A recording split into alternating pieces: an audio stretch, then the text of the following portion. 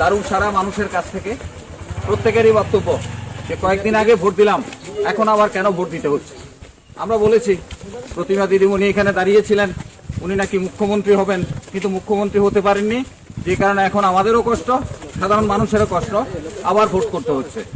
আমরা এটা মনে করি, মানুষ, সাধারণ মানুষ তারা এটা মনে করছেন যে এই নির্বাচন, কিছুদিন আগে সেই নির্বাচন অনুষ্ঠিত হয়েছে, এই নির্বাচনের মধ্য দিয়ে একটা সরকার প্রতিষ্ঠিত হয়েছে, অনেকগুলো প্রতিশ্রুতি তার সামনে সেখানে ছিল, কিন্তু এখন পর্যন্ত মানুষের বক্তব্য যে প্রতিশ্রুতিগুলো পালন নিশ্চয়ই সময় রয়েছে, কিন্তু কোনো লক্ষণ সেখানের মধ্যে দেখছেন না।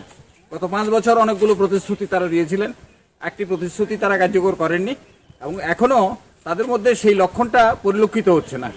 প্রত্যেকটা ঘরে বেকার যুবক, লক্ষ লক্ষ টাকা খরচা করে তারা পড়ালেখা করে বেকার। তাদেরই প্রশ্ন যে ইন্টারভিউ কি হবে, লোক কি নিয়োগ হবে, প্রত্যেকের মধ্যে আজকে সেই প্রশ্ন রয়েছে। গ্রামীণ রাস্তা হাঁটা যায় না, আমরা যে হাঁটছি কষ্ট করে আসতে হচ্ছে। বিভিন্ন জায়গার রাস্তাগুলোর মধ্যে সংস্কারের প্রয়োজন। একটি রাস্তা সংস্কারের জন্য একটি টাকা কোনো জায়গাতে মঞ্জুর করা হয়নি, একটি রাস্তাও সেখানে সংস্কার করা হয়নি। আজকে এই ধরনের একটি অবস্থার মধ্যে দাঁড়িয়ে আমরা যখন মানুষের কাছে প্রচারে যাচ্ছি, মানুষের এই প্রশ্নগুলো স্বাভাবিকভাবে মানুষের কাছ থেকে সেখানে ভেসে আসছে। মানুষ চায় যে একটা গণতান্ত্রিক পরিবেশ, মানুষ চায় অন্তত দুমুঠো খেয়ে পড়ে বাঁচার জন্য এই ধরনের একটা পরিবেশ তারা সেখানে চায়, কিন্তু এই ধরনের একটি অব্যবস্থা সেখানে চলছে।